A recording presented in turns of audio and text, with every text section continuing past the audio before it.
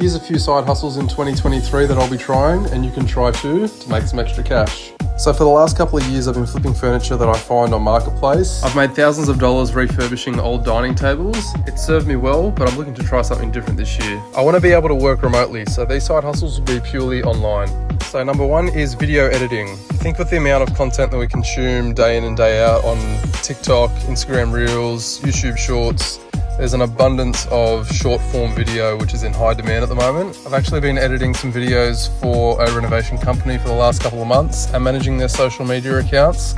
And I think these two skills together are really good skills to learn if you want to make money online and with social media. I'm also really curious about the digital marketing space, particularly affiliate marketing and selling digital products online. If you don't know much about it, it's kind of like dropshipping, but with a digital product, and it's a lot more simplified than dropshipping. Anyway, let me know what you think in the comments below. If you're interested, follow along.